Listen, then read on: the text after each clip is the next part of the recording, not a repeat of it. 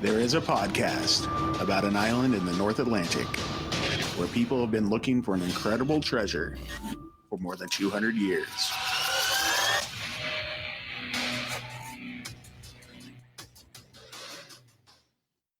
Hello and welcome back to Could It Be? Gobble Gobble, an Oak Island podcast. We are your hosts, Deidre and Dustin White. Hey, what's up? Hey. Happy Turkey Day. Happy Turkey Day. In America. Yes, right? In the U.S., Canada's already had theirs. Mm-hmm. We celebrated on Canada's Thanksgiving. Last month, yeah. Mm-hmm. This last month. So this is our second Thanksgiving of the year. Thank you, Canada, for that. We get 2 turkeys this year. Yeah. Probably 3 or 4, right? Because we had one. 3 or 4. Didn't we have one for Easter? I don't remember. I don't think we had one for Easter. I'm pretty sure I made a tri-tip. Oh, okay. Well, anywho, we're here for Oak Island Podcast. Yes. On Thanksgiving. Happy Thanksgiving to everybody. Yeah, and those of you that are joining us live, well, thanks for taking us to your Thanksgiving. Yeah, well, thank you so much. All right, so we had a fun episode, of course, of the Curse of Oak Island. Yeah, if the ox shoes fit. Yeah, so we had lots of ox shoes, Mm-hmm. and that surprised me because they acted like they had found them a lot, and we haven't really seen that. It must not have been very important, to them, all right? Mm-hmm. Like when they find them before, they're like, meh. Yeah. But, I mean, they seem to find a lot of them. Well, I had even taken down the direct quote from Jack that he mentions to Carmen. So these are not like the ones we've brought you in years past. And I'm going, what? Yeah, no, right? And Carmen, Jack, you're holding back, man. Yeah, Carmen even refers specifically to the ones he's seen before and their origin and stuff. And I'm going, whoa, hold the phone. Hello, Dolly. Yeah, maybe I need to rewatch. No, I don't think they ever brought it up before. But Carmen had said they had found or shown him some that were from Germany. Yeah. From France. Yeah. And this is the first time English. So yeah. But we'll get there. Yeah. So we're jumping ahead because the ox shoes and the ox shoes they're fitting stuff. It was of oxen. It was just unexpected to hear that they had found a whole bunch before and we just don't know about it. But we don't hear everything that goes on the island. We only hear the stuff that they consider important at the time, right? Exactly. Yeah, so it is what it is. So I guess we start at the top of the episode. Yeah, at the war room. Yeah, we big meeting. I mean, it's a meeting. And okay, just going forward, because we already know that the war rooms are spaced out. People are spaced out more because of everything going on. And that we've got some people are on the TV zooming on in and others aren't. We're just going to say they are all there. All right. So, you're not going to say who was there? I'm going to say they were there, but I'm not going to distinguish who was on the screen versus who wasn't because I still feel like they're present. Okay. I didn't see Steve. I didn't see. True. You know what? Steve wasn't in this episode at all. I thought Steve was going to be ever present this year. Yeah, because he's like, I got stuff to mark and waters to part. I mean, the swamp. It's because he was out working. He was making Marty proud. Was he trying to part the swamp and it failed? No, I think he was just out there working hard so that he could say, hey, Marty, while all you guys were in there sitting around chatting, I was out here working. I found the treasure. I found the treasure. We'll talk about the next week on. And I know. I think Guppy may have found it. Maybe. All right, so Marty, Rick, Doug, Greg. Who's Greg? Greg, you're just combining people. You're like me now. Gary, Alex, and Peter were all on hand in person. Then they had a exactly what I said I wasn't going to do. But yeah, we also had Laird, Charles, Jack, and Craig. Yeah. Well, I think it's important to let people know, if they didn't get to watch the show, if we're their eyes or ears about what's happening on Oak Island, But is it really that different? It is, because, I don't know, Craig wasn't there last week, was he? Maybe. But he zoomed on in. Yeah. So I just assume, I think of them as all there. Like these people, whether they zoomed in or not, were physically there. Because they were probably just in the interpretive center. Or the research center. Or the research center. It's just I don't want to point out who drew the short straw and wasn't allowed in the war. Billy You wasn't shall there. not pass. Billy wasn't there I because know he's out there working. he is. Maybe that him and Steve were out there doing And something. Scott Barlow. Yeah, probably. Yeah. Anyways, sorry. Anywho, all right. So they're chatting about ongoings on the island, right? Yep, And then he's gonna get back to work. yeah, there's a flashback to work in the swamp with Dr. Spooner and Tony Sampson using the sonar equipment. Yep. Dr. Spooner thought that there was a 9-foot square that needed to be looked at. Yes. Of swampland. Yep. From aerial photography from like 1945 and some of the seismic data from before when they did seismic in the swamp, and he's doing some overlays and saying, okay, yeah, this lines up as being something, right? So that's a big deal. Yeah. And they also had noted the feud and rivalry between Fred Nolan and Dan Blankenship and how they had used to work together. Yes. And a lot of those documents from them coming together have since been lost because, they weren't working together anymore, right? Is that the idea that they're giving us? Yeah. And he specifically mentions that, of course, when Fred was hired to survey the whole island in the in the 1960s, and Fred had like started to do some draining of the swamp, and Dan's like, stop it. Yeah. And made him like fill it back in. And then Fred's like, did you see that shaft in the corner? And then if Dan didn't see the shaft, it's one of those. Is he just being sneaky? Like, there's a shaft in that corner, or was he being honest? And right now, maybe he was just feeling pretty hurt and was like, I'm gonna hurt you, sucker. Yeah, take that. I'm gonna tell you that there was a shaft over there, even though there wasn't. Yeah, but it seems like 9-foot square. Yeah. As Dr. Spooner puts up in his L7. Yeah, he tried to make a square, and that didn't. It was like a circular. It was pretty funny. Anyhow, we're jumping ahead. Well, so another thing is like, maybe what if Fred Nolan was right, and later on in this episode about something completely different, we had Marty Lagina saying that treasure hunters have blinders. Yes. And so maybe Dan Blankenship, had his blinders on at that moment and said, well, I'm not focused on that, so I'm not going to look at it. I got my own things. That's what I'm guilty of the same thing all the time. When Deidre and I work on these treasure hunts together, and I just have like laser focus on one thing. Deidre says, well, what about this? I'm like, no. This. Yeah. And I'm like, well, let me try to disprove you, because how do you know your theory can hold up if I can't disprove you? So let me poke some holes. If I can't poke holes in it, then it stands up. That's great. Yeah. But he gets really angry about that. I don't get angry. I've never been angry in my life. Hey, did anybody catch us on Expedition Unknown last night? Our episode replayed. I don't know how people don't know about it, because I feel like it's all that's been talked about for the last year, and the amount of messages I get saying, can you please contact Josh for me? I've solved the entire secret in 2 hours. And here's me saying, please stop doing that. Yeah, we're not going to contact Josh Gates for you, and you didn't solve it in 2 hours, bud. No. And I'm too tired to for 40 read years and they haven't solved a very it, long theory. Yeah. Anyways, let's move on. We haven't even got out of the war room yet. Let's get out of the war room. They get talking about, when they were talking about the swamp, Marty bets that no one's gonna disagree and say, nah, we shouldn't drain that corner of the swamp. Yeah. He asks if everybody's on board with a major excavation on that corner. I think they're all in agreement. So Rick asks where they need to take the spoils, like when they start, digging it all out. And Gary recommended taking them to the wash table. Yeah, I thought it was interesting that Rick would even like the idea that, do we risk taking it to the wash table? Like, what's the like risk? he thinks, I don't know, something's gonna fall out of a truck on the way there. Well, just have Gary behind the truck, metal detecting as it goes.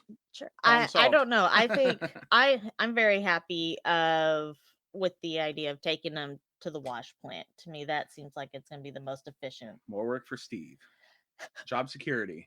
More work for Steve? I think Didn't we Gary's. just say he wasn't in this episode because I he's too know. busy? No, well, I think Gary's just looking out for Steve, making sure he has something to do. Because he that doesn't eat.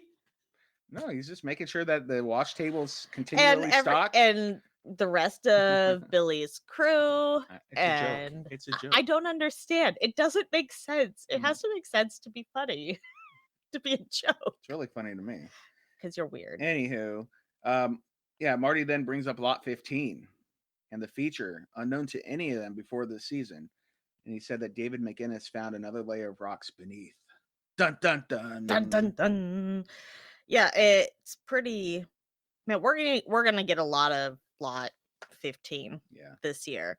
And David. Yeah, and Doug said that it's not consistent with just being a kiln. And Laird affirms that. Yeah, he pretty quickly agrees that no, if it was just a kiln, like I wouldn't expect to see more. Yeah. And we'll get a little bit deeper into that when we get over to Lot 15. Yeah, Marty then says that it was marked as a tunnel entrance to a tunnel, and that didn't necessarily mean anything. But then Alex pipes in. Oh man, Alex. What did he say? Oh, I'm sorry, I have a whole new respect for Alex. He says it does if there's a tunnel there. And that like really tickles Marty. Oh yeah. He's like, I couldn't say it better myself. But Alex is really okay, he has stepped up this year. Yeah. Yeah, and he's like more into it, you know. He's accepted his fate of being trapped on this island for the rest of his life. Do you remember like episode 2, season 1? Yeah. And my clip of Alex and Marty driving out to the island. We had played it that I think we may even have it on here on our little thing. Really? Alex, wait. Oh, let me no. He's just looking for the button with Alex's quote. Yeah, because no, I don't see it. How about here? No, it's not that. That's all from Harry something Potter. else. Yeah. Anyways, so Marty's driving Alex. I was like, here's where you're gonna spend your summer. And his response is, hopefully not the rest of my life.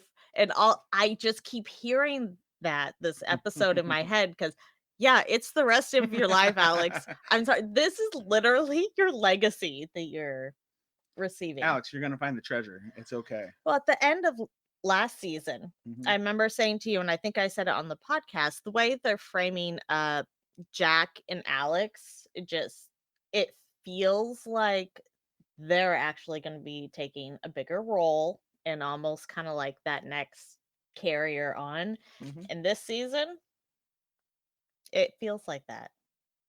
Stepping up to the plate, yo. They are. They're getting more responsibility, and they're in taking hold, and they're making us proud. Not that Jack was ever not like he's all in. He's all in. Yeah. Sorry, he was in, but now he's all in, right? Now he's in. He's dug his own grave and like poured the dirt back in, and he's waist deep, and he's just stuck. Yeah, he's part of the island. That is true. All right, so Rick says that they've got a pretty aggressive agenda this year, and he thinks that they're going to have a good year. And yeah, that's great. That's great to hear. That is great to hear. Then we move over to a major area of focus this episode, the swamp. Oh man, I'm excited for more stuff in the swamp, and I'm really excited what their plans are for the swamp. Whoa, that's cool. Like whoa. So we have Rick, Marty, and Doug. Yep. Joined by Scott, Billy, and Dr. Spooner out at the swamp. Swamplestiltskin, aka Swamp Doctor. Yeah. And really, Rick and Marty, this is their first chance to really get eyes on each of the places, talk about these projects. It's easier when you're there and you can see what's going on. Really put eyes on. So they all walk over there, and Dr. Spooner points out where the rebar is sticking out in the swamp. Mm-hmm. And he says that's the area where there's like a ledge drop off, where him and Tony had seen that in the scan, and Tony had kind of felt like it. But Marty says, didn't you see like a square in there? And that's where he makes the weird square, not square diamond thing with his hands.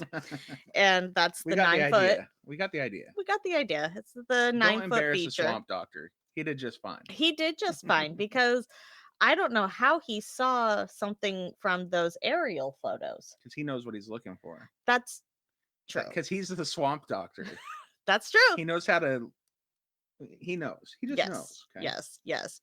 And Marty says, so it was probably a deep harbor at one time. No. It's not probably. Yeah. It probably was. Yeah. Not probably could have been. It probably was. It probably was used as a harbor. Mm-hmm. Not necessarily a deep one, but maybe. It's more likely than not. Like the needle keeps moving up. Oh man, and that just goes back to Tony Sampson. He knows what he's talking about. Of course he does. For a long time. I mean, he found the paved stone area in season 1, and here we are. Guys, you need to just bring Tony back to the island, like as like a permanent fixture. He feels the island. Yeah, he knows. He speaks to it. He does. He speaks direct. He speaks island. Oh, are you sure he doesn't squeak island? Squeak island. All right, Marty lays out the plan for building a retaining wall from the peninsula that encompasses the roadway and circles back to the island. And legit new cofferdam. Yeah. I mean, Clotworthy, he chimes in to explain what they're going to need to do in order to like build it up and do this particular dig. Yeah. And Irving, Equipment Limited. Yeah, they're going to come in and do something similar to what they did in Smith's Cove. We get the cofferdam with the sheet pilings, and it looks like there's going to be a pad going down over the roadway, but they have to bring in additional additional, what do I want to say, material in order to make it a little bigger for this crane pad, right? And then bring in the crane, and they're going from, one side pretty deep into the swamp all the way around. They're saying tie into a hill, so there's probably a raised area in the swamp, over the roadway out to the high water mark on the other side, and back around in. Sounds simple. Whoa. And that's just insane to me. They're like, oh yeah, so we can dig everywhere. And I'm thinking, you can dig everywhere except for under the excavator. And you know what? That's where it's going to be. Billy's going to be sitting on it. Because Billy's going to be sitting on the money. Okay, Billy's not running that excavator. So it's whoever else. Yeah, the crane will be there, but all right. So Marty also says that this project is going to rival Smith's Cove, right? But then Rick is like, he's like, no. He thinks it'll be much more difficult than Smith's Cove due to permitting issues, logistical issues. The stuff wetlands. you were just talking about. Yeah. And Marty, he just pulls out his wallet and he says, here, Billy, why don't you take this? This is what it's going to take. Miles, just have it now. Yep. And we all get a really good laugh. Yeah. And we all know it's true. Yeah. So we didn't get props. I wish Billy would have taken his wallet and ran, though. Like, I really would. And just or just tackled him. We didn't see Steve this episode. It'd be hilarious if he just like ran by and stole the wallet and kept running. Yeah, it would be. Or Scott. I mean, he's the project manager. So. Yeah, but it would be on film. It'd be real sticky. They're not getting away with it. That's true. Even though I don't know, maybe they would get away with it because like legit Marty offered it up. Yeah, so I don't know. He pulled it out. I was sure Billy was gonna take it. Yeah. One thing we didn't touch on with Scott gets some props here for his ideas. Because he talks about, I think, Rick says it was Scott's idea to do like sheeting within sheeting to be able to hold back all the swamp, right? So it's like and double time. so they won't encroach on the wetland. And I think he's being environmentally conscious. Yeah. Plus, he would like to deal with less swamp than necessary, I'm sure. So I don't. But really, when they were talking about this, like maybe it went over my head. I didn't exactly understand what it meant by sheet on sheet. Is that like making the cofferdam double thick? Is that the idea? More or less. Okay. You wouldn't need caulking. It's true. So yeah, I'm sure it helps that it was so dry this year. Yeah, later on in the presentation from Irving, they say that the cofferdam's going to have like I don't know. Clotworthy said multiple times 90 sheets. But then later on, the guy David Irving said 89 sheets. So I don't know which one's right. I need to know. He said about 90 sheets. Yeah, and but then he said we 89 got them specifically at one point. Anywho, does that mean like literally? So let's say it's 90, and that's 45 and 45. Does that mean it's just 45? I mean, it could be just 45 sheets, but since they're doubling up, it's 90. Well, they may only be doubling up over on swamp side. Yeah. And because they're thinking that's where they'll need it. But that was Scott's idea, and I don't think they had spoken to Irving yet, because like you were saying, they do end up, let's just kind of dive into the area where they were in the war room talking with Irving, right? Yeah. So Rick, Marty, Scott, Alex, and Craig are at the war room with general manager David Irving, pile driving manager Matthew Kingston, research and development executive Patrick Craig. All right. Pile driving manager. Yeah, that's a sweet job description. I wonder if he was a pro wrestler before, because that used to be a move in pro wrestling, a pile driver. Yeah. Well, it's also construction, sure. So everybody's gathering around. We're getting ready to talk swamp, right? We already talked about adding material so that the crane could get in there. Yeah. 300-ton crane. It's a big sucker. Well, that's what they're saying. They're gonna.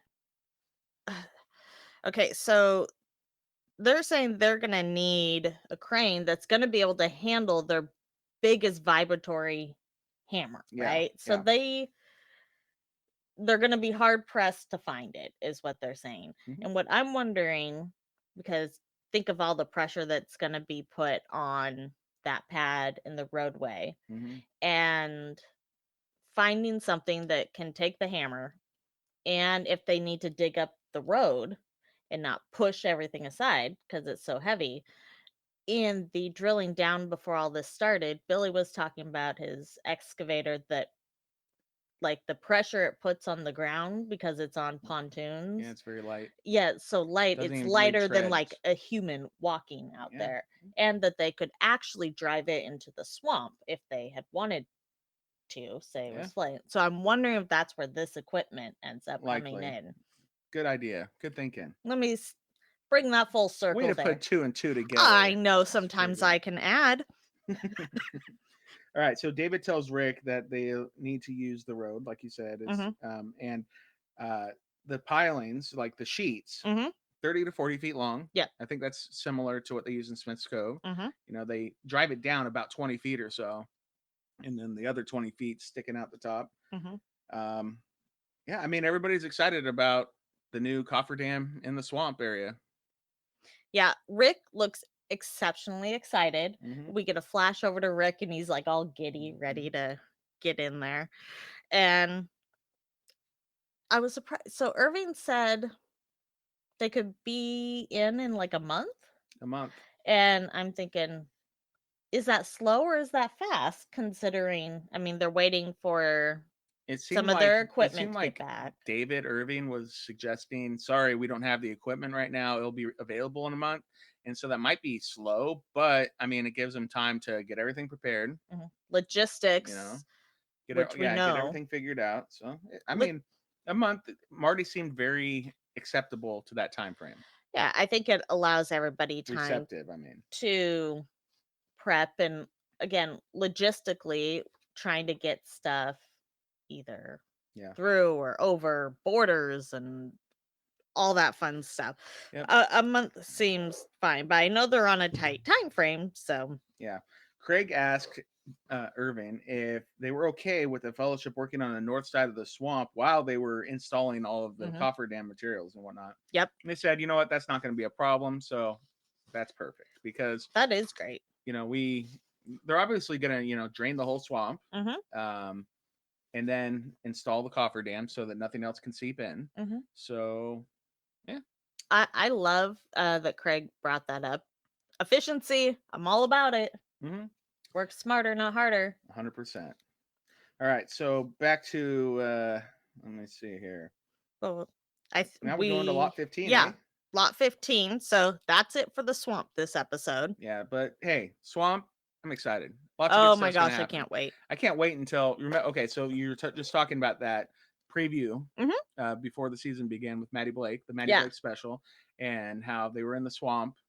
Billy hands Maddie that big key to the island or whatever, key to the treasure. Key to the causeway, as I called it. The topper of the Staff of Ra, whatever it was. And they were saying, we found something big here. Well, this is the beginning of it. This is getting down to that stuff. So exciting. All right, we got some archaeologists working on lot 15. Yep. And a new face. And they were recently alerted by David about this potential discovery, which is why they ran out there. Heck yeah. All right, so we have David McGinnis. Yes. I'm pretty sure Arian Taylor was out there. Yes. And then we had a new archaeologist, at least new to our screens. Yeah. I have not seen her before. Yes. Liz Michaels, or is it? Michaels, Is it Michaels? Yeah. And they show Rick and Marty what they've been up to. So they're working in what this pine tar kiln is, right? And they get to the bottom, and you would expect it to end. Yeah. But they keep removing deep rocks. There's more stuff down there. David said it's likely early 1700s, this rock work and the pine tar, the kiln, and colonial. David goes on to say that the stone looked like they were thrown in as if filling a well. And that doesn't make a lot of sense for pine tar kiln thing. Yeah. So if based off the data, like he says, it's reasonable to assume this is a pine tar kiln, right? 1700s, colonial, but then we'd expect it to end. We get there, and he's like, what is it? Like, it looks like things are just thrown in here. Like, if you were going to close off a well, why do you have a pine tar kiln over a well? Like, it seems very deliberate, right? We know there's a surveying or magical rock somewhere in that area. Just these little pieces start to... You're talking about the drilled hole rock from last week. Yeah, exactly. It just, these little nuggets keep coming. Well, Marty, he's like, yo, I know what it is. He's like, you know what I'm gonna say? Yeah. He said it could be a tunnel. And David replied, well, we're going to test that. But he seems excited about the idea. He had a smile on his face. Yes, He's he like, did. Oh, I like the sound of that, Marty, but I can't say it. Yes. Like, I can't put my reputation online by just saying that. Right. Marty's like, well, I'm spending millions of dollars on this island. I can say whatever I just gave Billy my wallet. I'll do what I want. I saw on a map that Fred Nolan made, this is a possible tunnel entrance over here. So, yeah. All right. So, yeah, I mean, Marty then notes that this feature was known and was noted as the tunnel entrance, like I just said, and then ignored. He says that it shows how treasure hunters can get blinders. And he didn't think that they were making that mistake, but they wouldn't know, would they? Exactly. This is, I know I've brought this up here many times, a classic case of confirmation bias, right? You want it to be something. So that's the blinders. So you're going to look for evidence for it to be that particular thing. And, just like a lot of times that happens with either theories or whatever it is. Or maybe this really was just something abandoned and he was right about it being a tunnel. Who knows? But who knows? That's why you always got to have, the yin to the yang. The shadow knows. The shadow knows.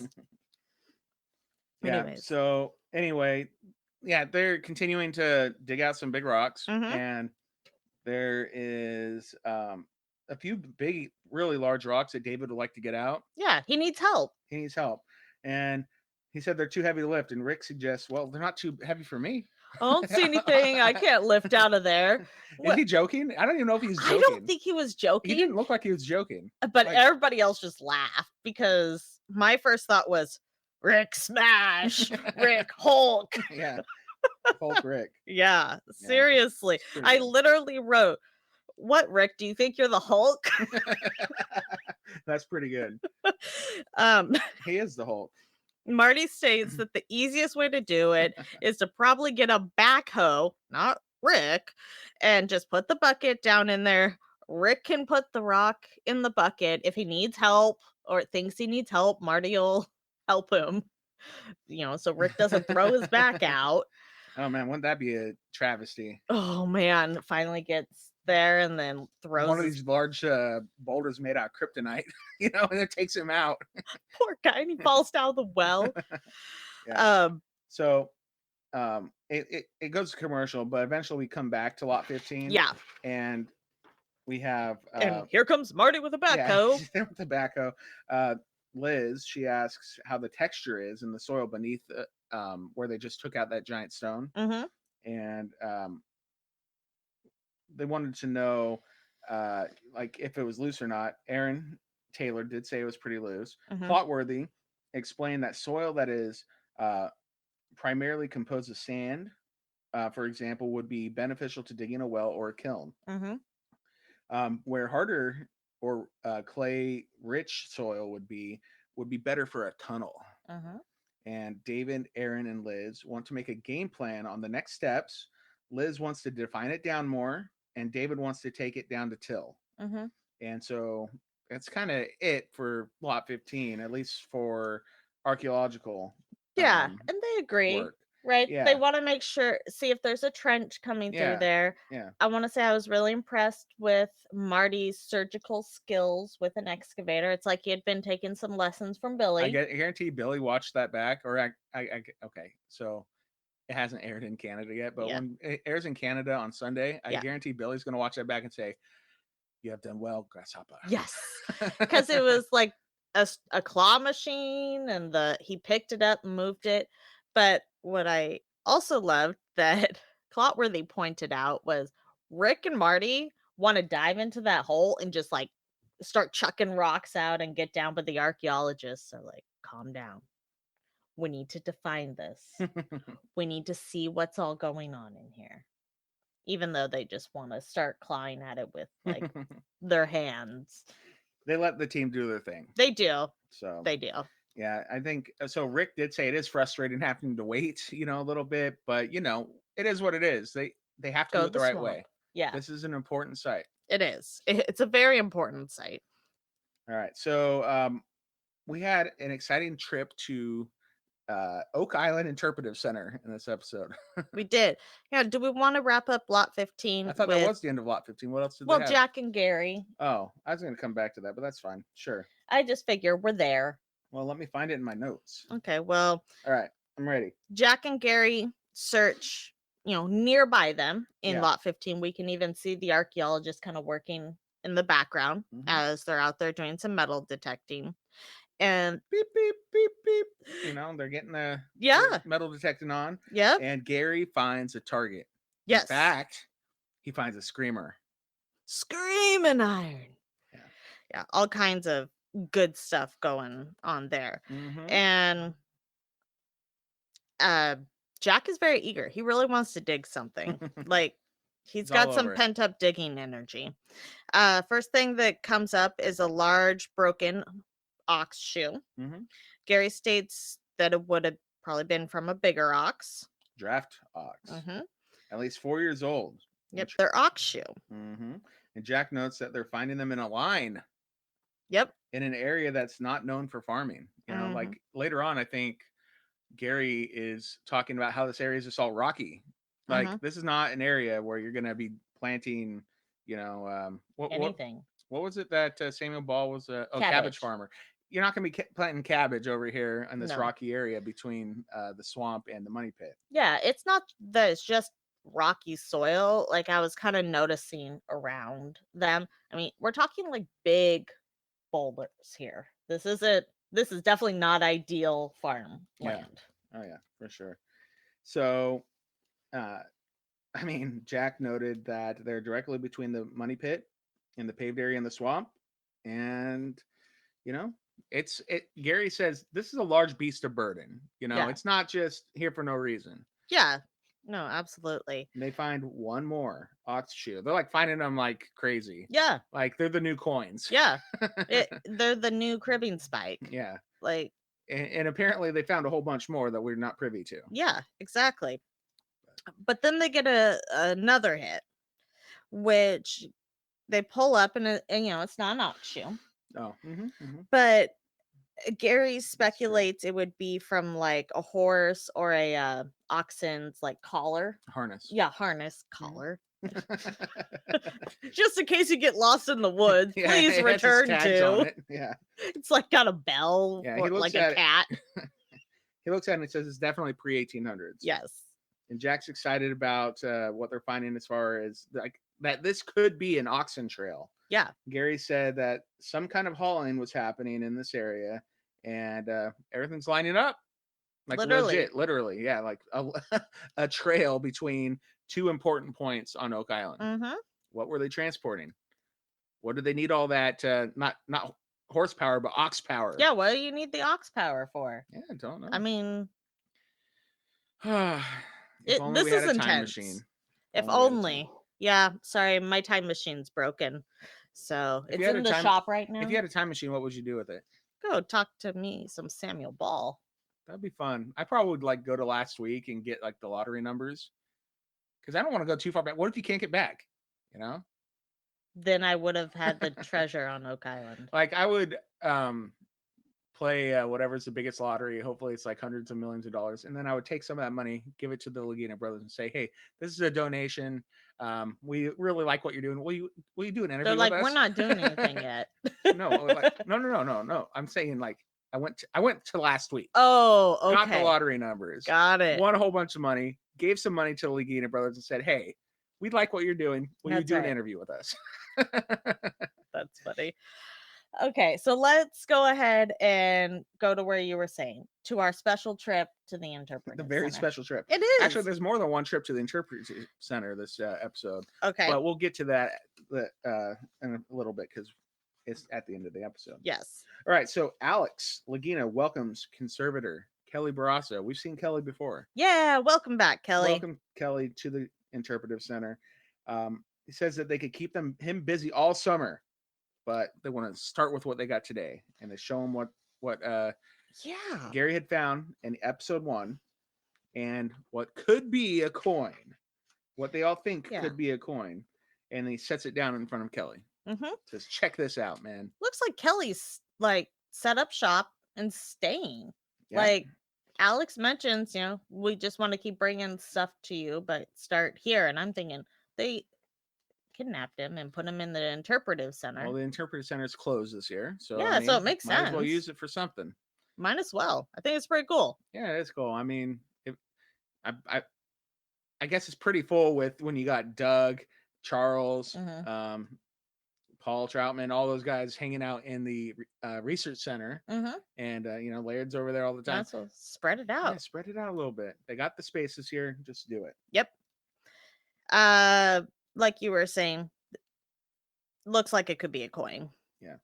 Well, Kelly was like, hey, you know what has square holes in it? Chinese coinage. Yeah. And he said that it could be that. Clotworthy explained that coins with that design were first created in the 4th century BC through the 20th century in China, right? Yep. And so Kelly takes a bunch of images of the coin with a scale, showing exactly how big it is so that they have something to reference, and says that it's 2 centimeters. He takes a toothbrush to it, cleans it up. Yep. Isn't that what he did with the brooch? Yeah, you always start with the toothbrush or like a pokey stick. Such a good tool. It is a good More tool. than just hygiene. I use it for cleaning grout and I hope it's not my toothbrush. no, I buy special toothbrushes for cleaning. That's how you get in around like the light switches and then the caulking in the tub and the grout. I mean, toothbrushes are fantastic for cleaning. Okay. Well, right on. Yeah, don't use any of the toothbrushes too. in my cleaning tote.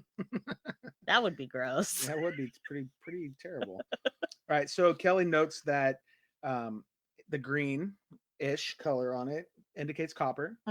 And Alex says it was found near what they believe is to be the pine tar kiln.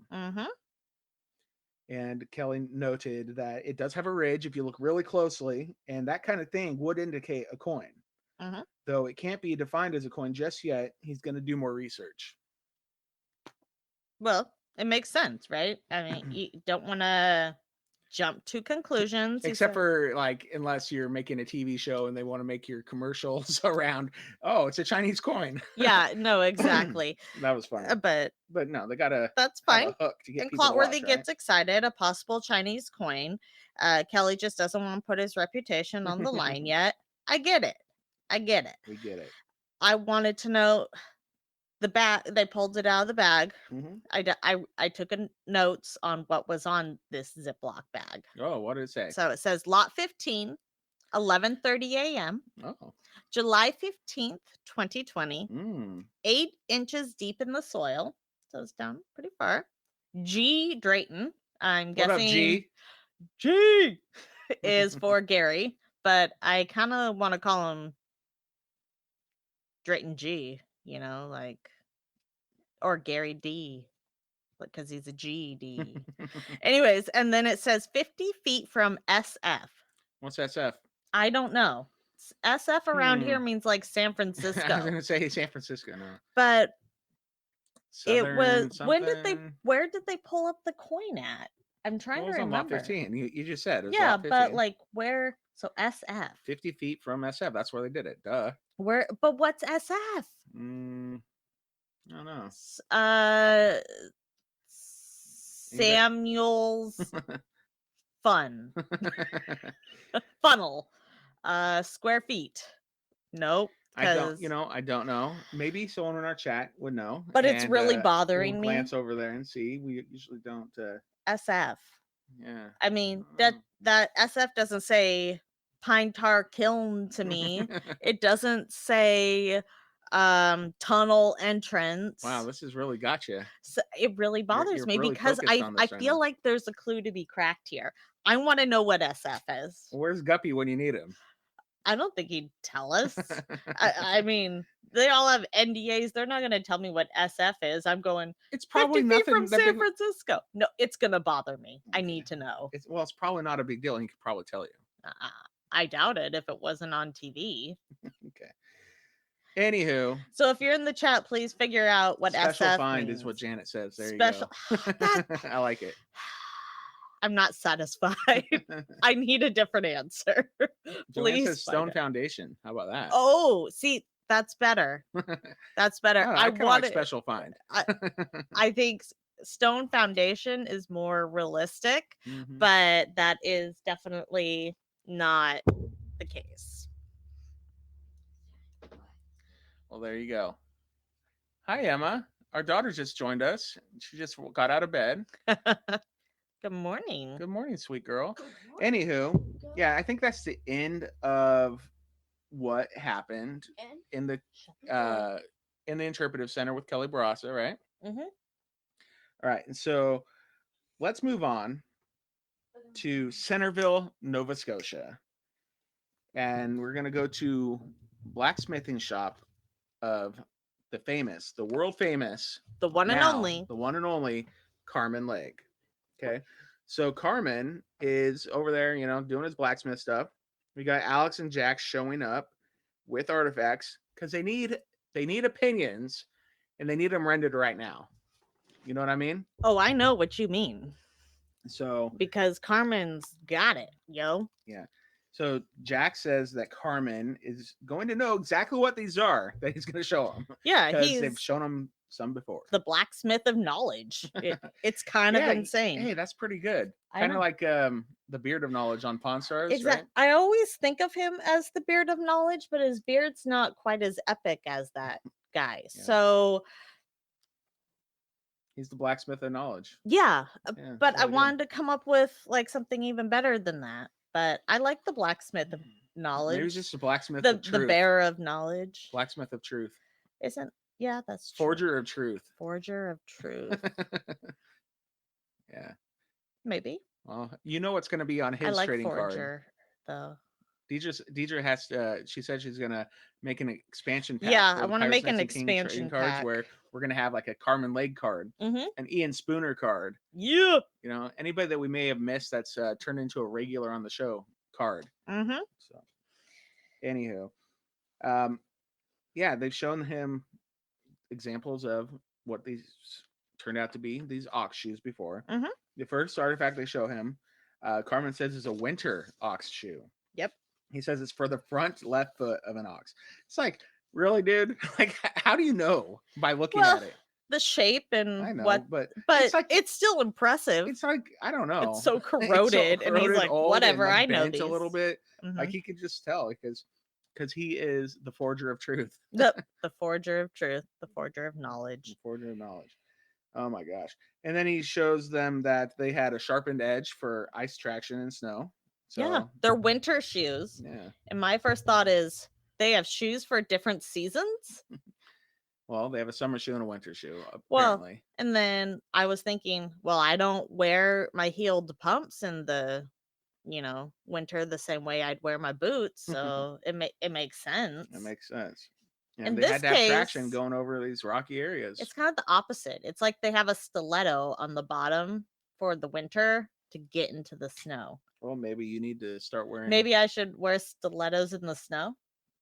Sure.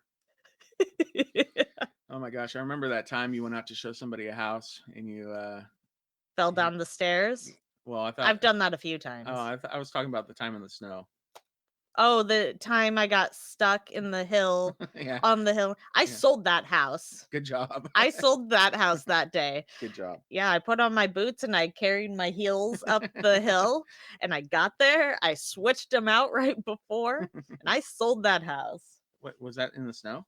Yeah. Oh, wow. Yeah. I always got to keep a spare pair of boots on the boot of the Mini because you never know the situation you're walking into.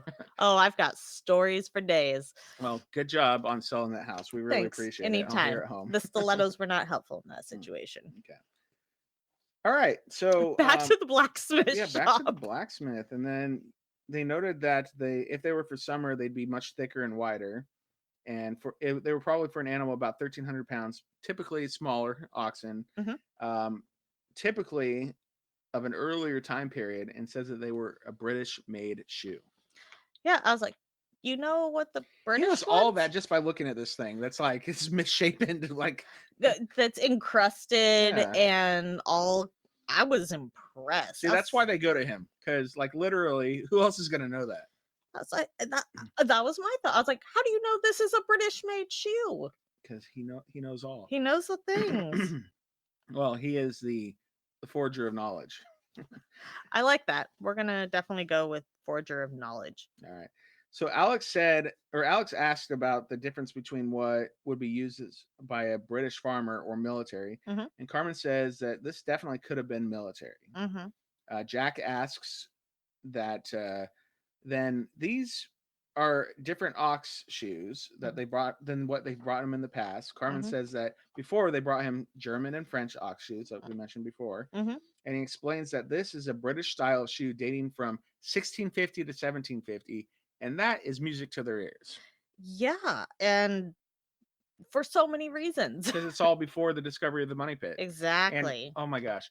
So if they're finding these ox shoes, like if they found these in season 1, Marty would have been over the moon because all he wanted was something before 1795. Right. And now they're just like, meh, another ox shoe. But yeah, I'm glad they got them checked just out. Another ox shoe. These ones seem to be a little special. It's for a smaller animal, yeah. Maybe around 1,300 pounds. And I'm going, a smaller animal? As far as ox What is this, Babe, the blue ox. Yeah. I mean, actually, Babe would have been a lot bigger. A lot bigger. Maybe And Paul Bunyan lives on the island. probably not. He There's was been a Bigfoot farmer. sightings, though, at least That's in that true. area. Yeah. All right, so Jack shows him another ox shoe. It's similar, also winter. Carmen says it could be, but by the same maker. That's crazy. Like Carmen's looking at this and says, "Oh, you know what? Yeah, this has the telltale signs of being from the same maker as this other shoe." Mm-hmm. That's pretty crazy. That's pretty awesome. It makes sense. I mean, you think? Like what?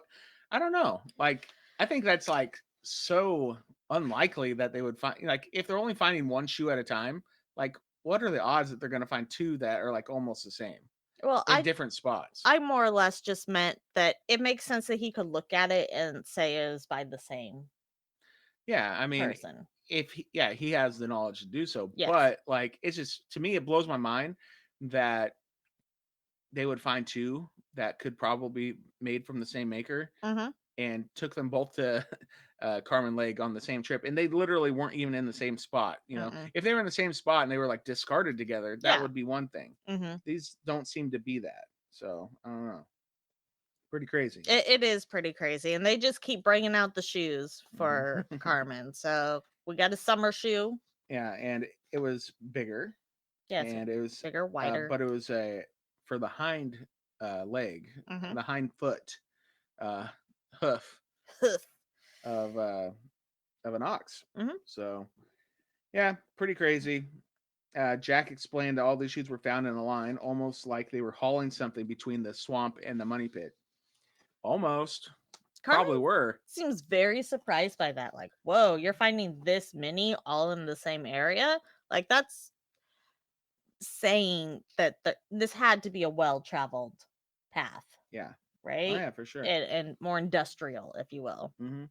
Yeah, and Carmen says to find so many along that route would suggest major activity.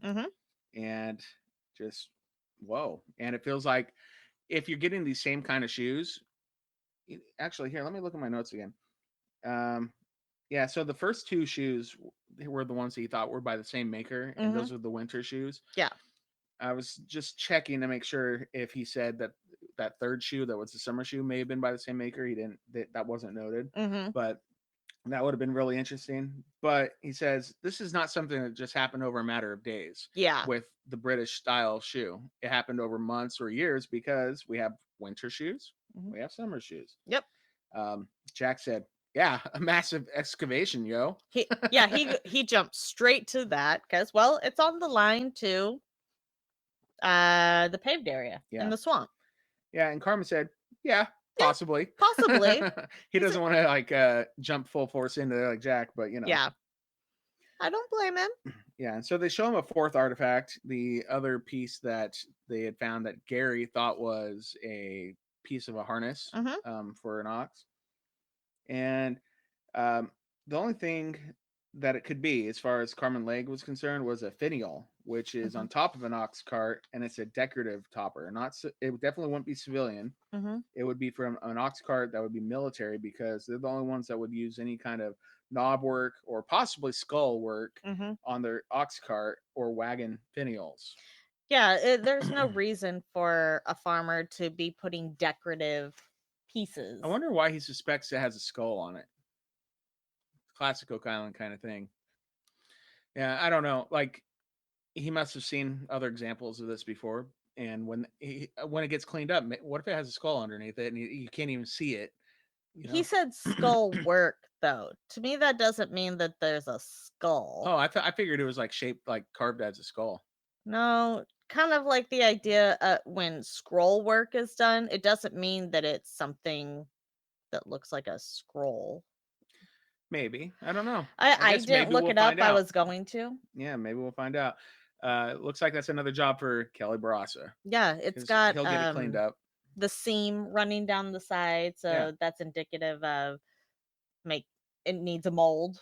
Sure. Right? Yeah. It wouldn't have been made here on the island. Yep. So, I mean, Jack says that after his analysis of these artifacts, it makes him think that there was a British military option of sorts between the money pit and the swamp. Mm-hmm. Jack can't wait to see what else they find in the air because they haven't finished detecting it yet. They thank Cameron for their time, and then they skedaddle. Skedaddle, because they got to get back to the island. They have a report to make. Mm-hmm. You notice they showed up in matching shirts? Who? Jack and Alex. They did? Were they weren't in matching shirts at with Carmen Lake, were they? Yeah, they were. Oh. Okay, so they weren't the exact same shirt, but they were like these gray crew neck t-shirts. Yeah. And then we head over to the interpretive center where they're outside talking with everybody. And Peter is sitting there with the same shirt. And I paused it and I laughed pretty hard because all the guys are sitting there and they're like in jeans and the same shirt. And all I can think of is this is a moment where you're gonna have a, mom's making us do a family photo and dressed us all the same. That's funny. That's funny. But they're like adults now and they still all have to wear the same t-shirt together. That's funny. Okay. Really I know. I'm way too into the fashion here, but it gave me a good chuckle. That's really good. So this is at the interpretive center on the patio. And like you said, Jack and Alex bring Carmen's analysis back to Rick, Gary, Marty, and Peter. Yep. Alex lets them know that they fit in the time period of predated the money pit. So that's great. That's always what they're looking for. Alex also explains that Carmen didn't think that they were used for farming, but for military or large-scale industry. Jack explained that there was likely a well-traversed area where they found this, and it could have been a team of oxen hauling stuff between the money pit and the paved stone area in the swamp. Alex did a great job explaining the findings. Very good presentation, Alex. Yes, to everybody. And something that he had mentioned is that Carmen had told them that usually the ox throw 1 or 2 shoes in 3 months. But since they're finding so many along the same path, it was probably several oxen, right? And it definitely would have been over multiple seasons because we're getting different shoes. So it would have at least been over 2 seasons. And yeah. At least. Minimum. Right? Yeah. So if not years, and Rick agrees. And the fact that they're just finding so many of them there, if you're only throwing a shoe that often, then the likelihood is there's going to be more oxen there. For sure. And it's just more evidence. It is. Yeah, it's pretty crazy. Marty asked Gary if this is what he suspected. Gary says, yeah. Gary's just excited.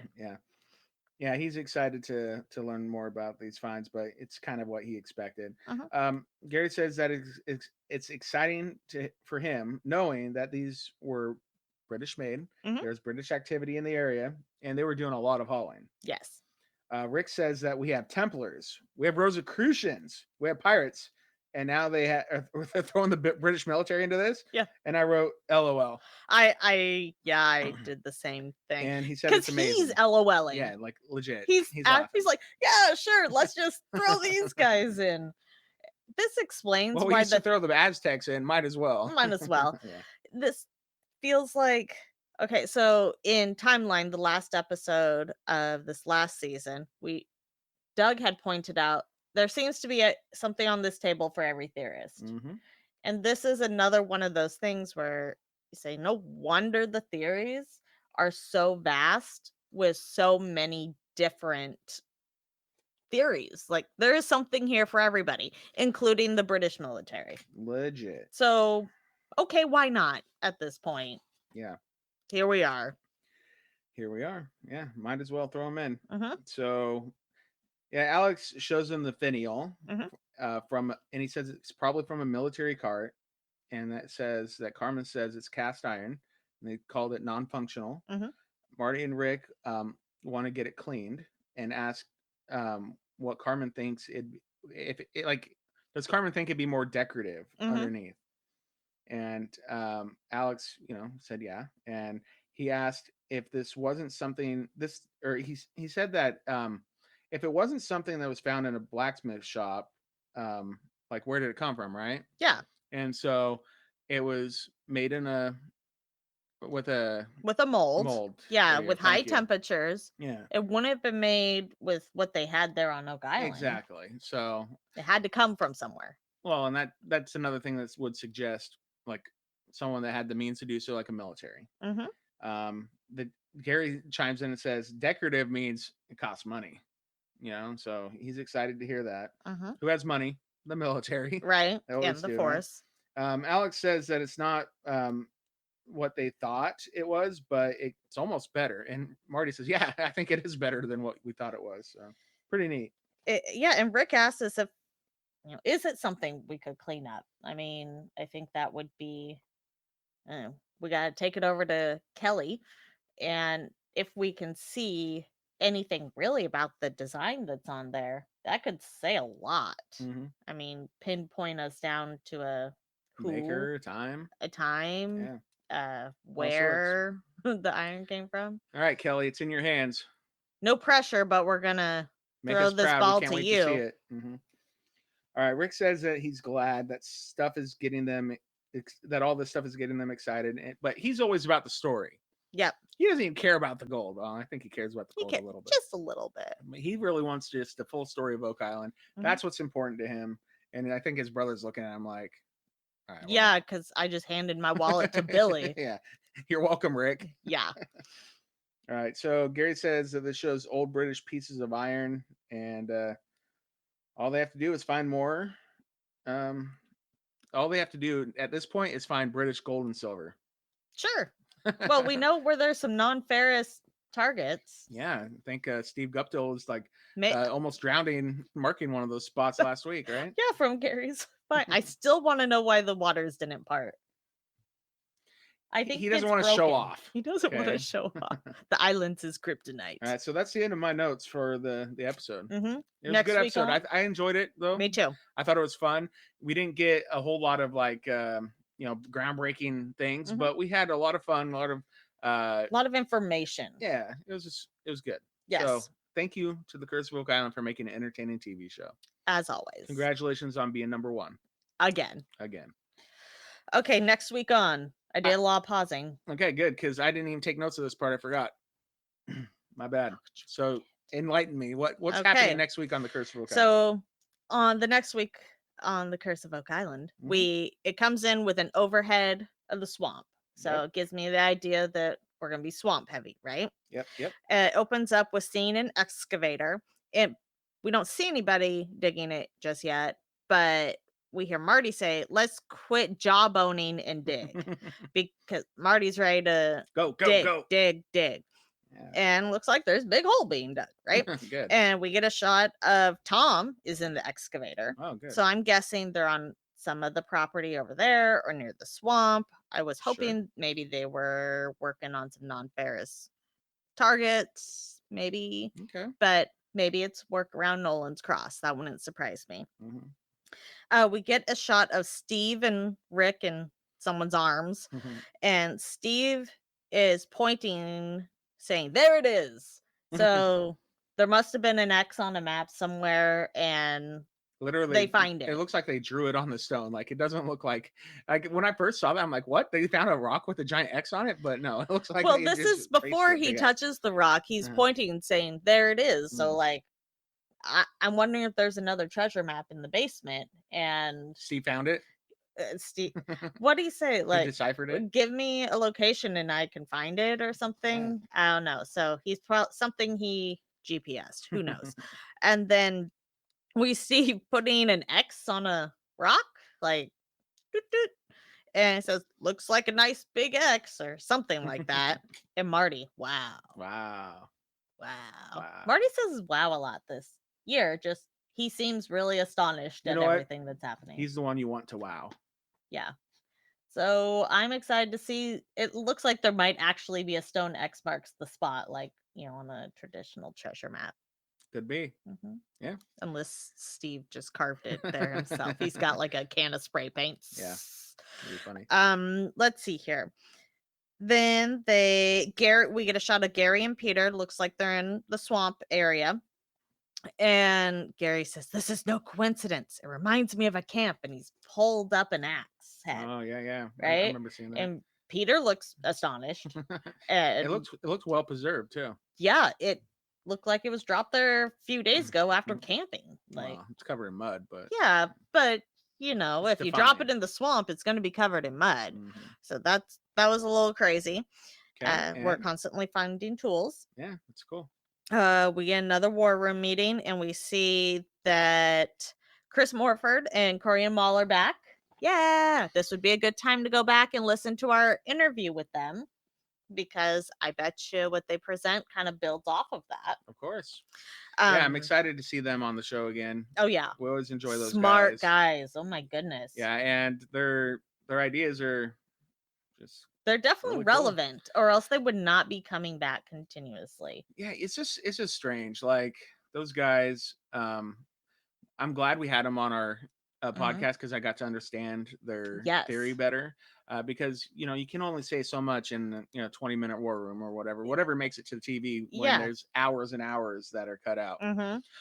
But it shows that Rick and Marty really enjoy what these guys put forward, or else they wouldn't be back. Well, exactly. And so if they're excited, I'm excited. Exactly. And let's see here. The quote is, "There's a giant 4-kilometer menorah in France. They built a giant royal arch from the Temple Mount to Oak Island." And then you hear Steve, "That's impressive." And Rick, "Yeah."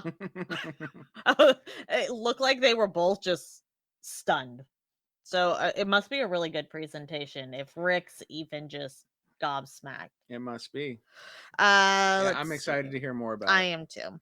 Hopefully we'll get to talk to them after. That'd be great. Come on, guys. Let's have a chat. We get a shot of Marty pointing to something in the swamp, saying, "Well, there's something dug here." Thanks. Tom? It's 100% man-made. I'm reading your notes. And to me, it looks like a cesspool. And I'm going, interesting. I would not volunteer to dig in that. Oh gosh, come on. Rick's gonna jump in and say, "Brackish water doesn't bother me." If it's a cesspool, it's more than brackish water. But they found the latrine. Exactly, though, like it would be a filtration system. I've seen a few cesspools since being in the real estate world. Gotcha. Bill and Rick. Billy. Let me correct that on there. How about William A. Gerhardt? That's right. A stands for awesome. So Billy and Rick are looking there. They both look very intrigued. Like, whoa. Maybe that was on the same map with the X marks the spot. That it could be. Could it be?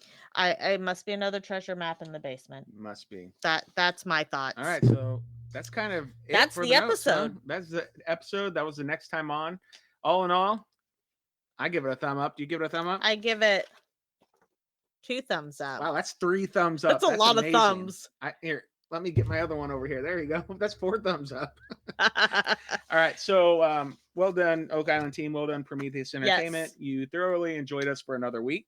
You thoroughly enjoyed us for another week? Well, did they enjoy us? Sorry, you thoroughly entertained us for another week. So thank you. Prometheus enjoyed us for another week. They're watching this right now, being like, "These guys are so good. They're so crazy. They're so cool." All right, we did have Beyond Oak Island. Yes, we did, and that was a lot of fun. The Wild Wild West with Gary Drayton. West. Yeah, and so we're gonna get more into that later this week. Yes, right.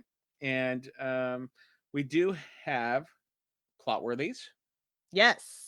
We do. I almost forgot. I think you're ready to get out. Done. I was like, gotta take the turkey out of the bucket, get it in the oven. All right, so let's do some Clotworthies then. Yes. So last week we had 2 choices. Yes, we did. And one of them triumphed over the other. Is that right? Yeah, it was a landslide, if you will. All right. Okay, well, which one won? Ready, Aim. A drilled stone found in the mysterious structure on lot 15.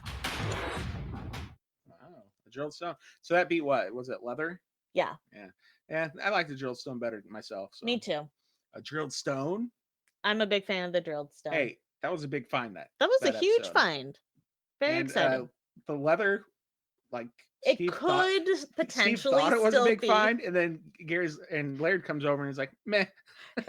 Meh. It came out somebody's shoe, dude.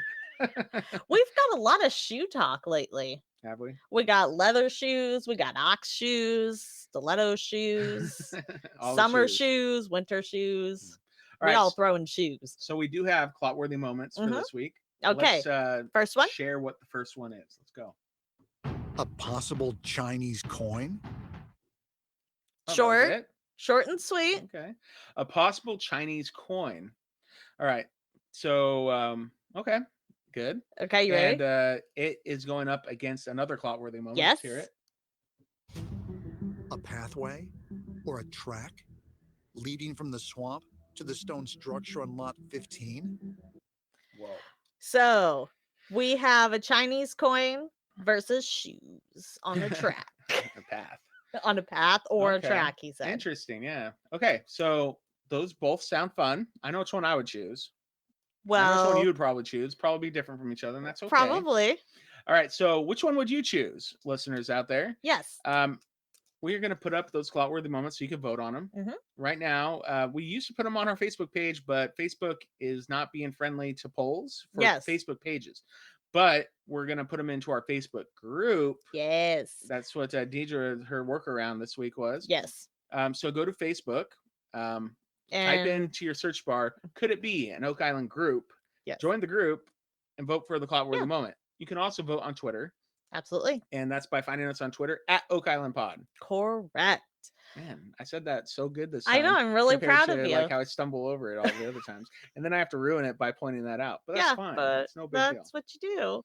Yeah. So go to those places, vote for the clot-worthy moment. We'll play the winner next week. Yes. All right.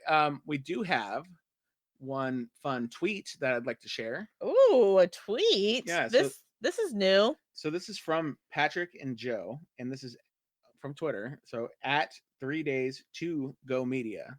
That's their handle. Okay. Cool. And they said they chimed in on a possible name for Laird's trowel. Ooh. All right. And they called it the Spade of Colossal Excavation. Ooh, that's good. And they said that it's borrowed from the first edition of D&D, Dungeons and Dragons. Okay. So the Spade of Colossal Excavation. What do you think? I think that's pretty good. I wonder what its stats are. Plus 10 to digging. Plus 10 to digging. Plus 50 to intellect. That's pretty good. I like your plus 10 to... I wish I knew more about D&D. I'd listen to a fun D&D podcast, but I never played before, so I don't know all the ins and outs. But yeah, I mean, that's fun.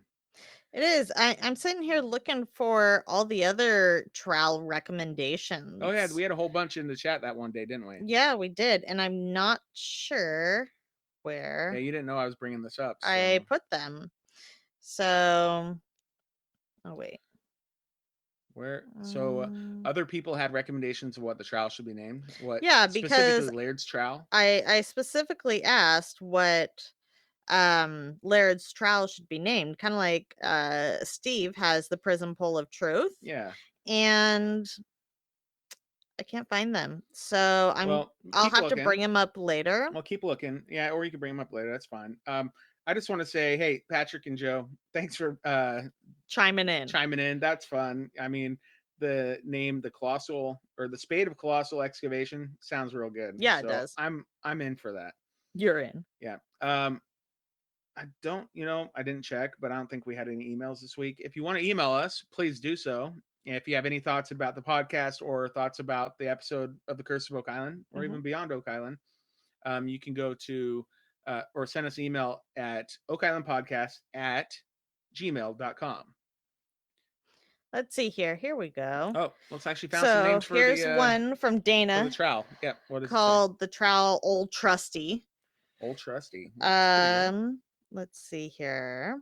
Where else? that I had the Trowel of Truth. Trowel of Truth. Which good. I really liked.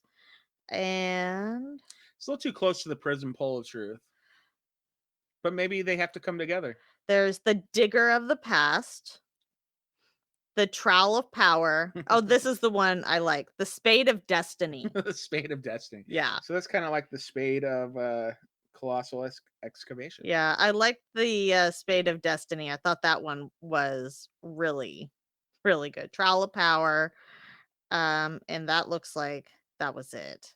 Maybe we should do a poll for that, for Laird's Trowel. What should the name of Laird's Trowel be? And then it's like, so we have spoken, so it is done, and that's what his trowel's name is, and he can't change it, right? Yeah, we'll send him a engraved trowel with its name on it, like gold plated. Yeah, that'd be and cool. Then he can hang it. That'd be awesome. And I'd be down for that. Wear it on his utility belt. Mm-hmm. He needs like a dustpan for his utility belt too, because they're always using that in a bucket. Of course. Maybe we should ask Laird what he thinks his trowel should be named, though. Maybe he wants to give it a name. No, we just needed to give him these options and be like, these are what the people thought. The people have spoken. Yeah, for sure. Pretty good. Anyway, sorry, now that I'm done on that tangent. No, it's fine. You can find us on Facebook, facebook.com/OakIslandPodcast. Mm-hmm. You also find us on Instagram at OakIslandPodcast. We're on YouTube, youtube.com/OakIslandPodcast. Correct. I want to finish up with a review. iTunes, or not iTunes, Apple Podcast review that came in this week. And so we want to say very special thank you to Dutch Girls Faves. It's a 5-star review. It says, great chemistry. Man, I sure hope so after all these years. I worked hard on that. You did? Like 15 years. I don't know, we had great chemistry at the beginning, but we fit together pretty good now. Yeah. Yeah. Like a puzzle? I don't know. Like an Oreo. Fit good together. Double stuffed? Yeah, that's my part of the Oreo. All right, you ready? Here we go. So great chemistry. Dustin and Deidre bring the fun in their podcast about Oak Island. They have wonderful guests on the show with some of the people from the hunt, from Laird to Scott. You always feel like you are part of the search, listening to them tell their stories.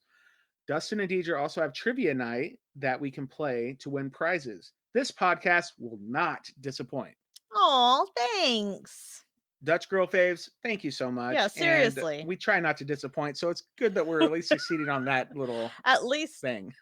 Sometimes. Yeah. Yeah, no, thank you so much. Oak Island Trivia's Mondays over on facebook.com/Oak Island Podcast. It'll be about this episode this week. Yeah, and then Beyond Oak Island, we're gonna have probably gonna do 5 trivia questions based on Beyond Oak Island again. And if you didn't check it out, a couple of days ago we had our usual it wasn't our usual Oak Island pregame live stream. This time we actually kind of did an interview with Christian Roper from Beyond Oak Island. He's a treasure hunter that went with Maddie Blake, or actually Maddie Blake went with him to Hendricks Lake to search for Jean Lafitte's treasure, the silver bars. And he took real charge of that chat, and he had so much stuff to put out there and so much knowledge to drop on us. It was great. We just let him go, and it was great. And we chimed in here and there with some questions, but man, everybody just loved it. Like Very everybody inspiring. Loved listening to Christian tell his stories about pirate treasure, and it was a lot of fun. So if you haven't seen it, go to facebook.com/Oak Island Podcast.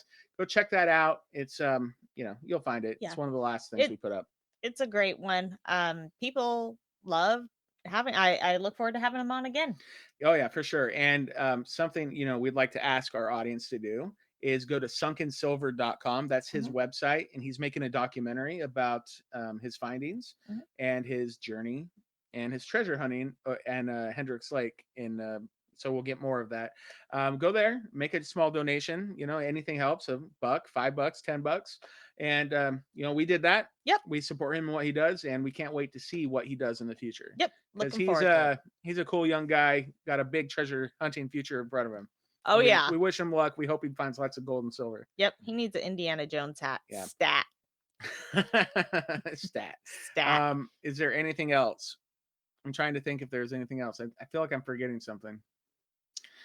Nope. Yeah. Happy Thanksgiving to everybody. Yes. Thanks to anybody that was like chilling with us and in the chat. Thank you so much.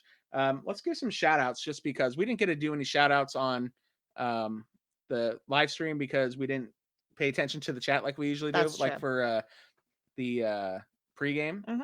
So Jeff's here, Janet's here, Susan, we got Jacqueline, and there's a whole bunch. There's like a big long list of people that are chatting in the chat. Franklin, who else has been chatting? Lynette. We just want to say, hey, anybody that took some time out of their Thanksgiving to hang out with us, thank you so much. Yeah, seriously. You guys are awesome. Jen Campbell, all of you. You guys are great. So thank you. All right, guys. Well, enjoy your Thanksgiving. Yeah, and until I guess that's let me do line. It. That's until next time. Could it be?